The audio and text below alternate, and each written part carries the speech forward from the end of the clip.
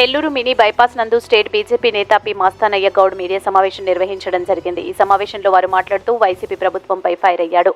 గత 5 సంవత్సరాలలో వైసీపీ ప్రభుత్వం అభివృద్ధి చేశామంటూ అంటున్నారు. ఏం చేశారని మీరు అభివృద్ధి చూపించిందని సవాల్ విసిరారు.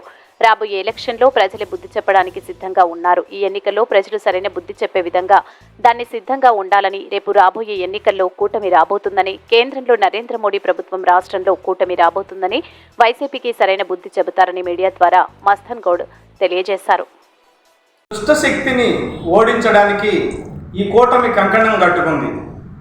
విశ్వవిఖ్యాత గురు, అదేవిధంగా వీరుడు, ధీరుడు మన నరేంద్రుడు, భీష్ముడు లాంటి నరేంద్ర మోడీ, అర్జునుడు లాంటి మన చంద్రబాబు నాయుడు, అభిమన్యుడు లాంటి మా పవన్ కళ్యాణ్ ముగ్గురు కలిసి ఈ దుష్టశక్తిని అతాళ పాతాళలోకానికి తొక్కడానికి ఈరోజు ఈ కూటమి పనిచేస్తుంది.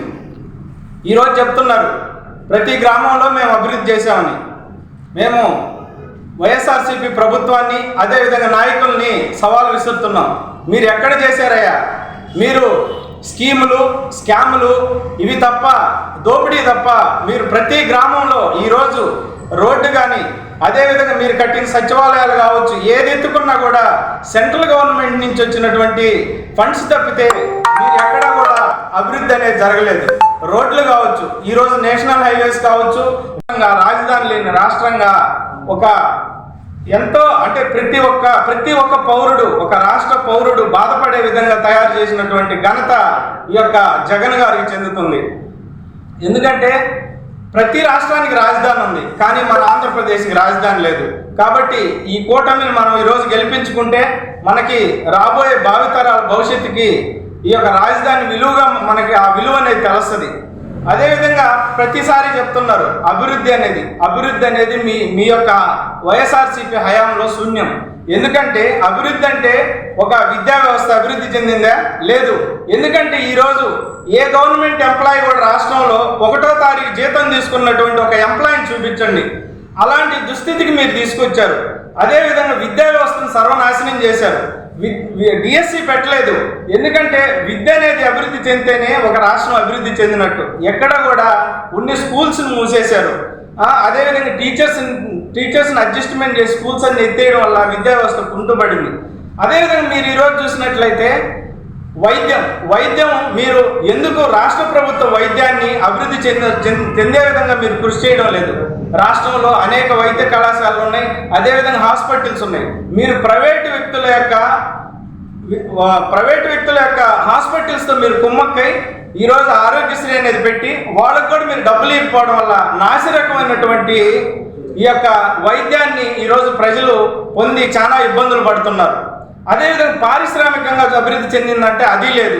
మీరు వచ్చిన కంపెనీలన్నిటిని కూడా మీ యొక్క రౌడీజానికి, అరాచకానికి, మీ గూండాయిజానికి భయపడి కంపెనీలన్నీ కూడా వెనక్కి వెళ్ళిపోయిన పరిస్థితి ఈ రాష్ట్రంలో ప్రతి ఒక్కరికి తెలుసు. ఈరోజు విద్య, అదేవిధంగా ఉపాధి, ఏ ఒక్క వ్యక్తికి ఎంతోమంది చదువుకున్న విద్యార్థులు ఇక్కడ ఉన్నారు. సో అదేవిధంగా ఎంతోమంది ఉపాధి కల్పన కోసం ఎదురు చూశారు. ఈ గవర్నమెంట్ వస్తుంది, ఉపాధి కల్పిస్తుంది. ఏ ఒక్క చదువుకున్నటువంటి అర్హత కలిగినటువంటి వారికి ఈ యొక్క విద్యా ఉపాధి అవకాశాలు మీరు కల్పించకపోవడంలో విఫలమైంది ఈ ప్రభుత్వం. అలాగే వ్యవసాయం, ఈరోజు రైతులు పంట పండించారు.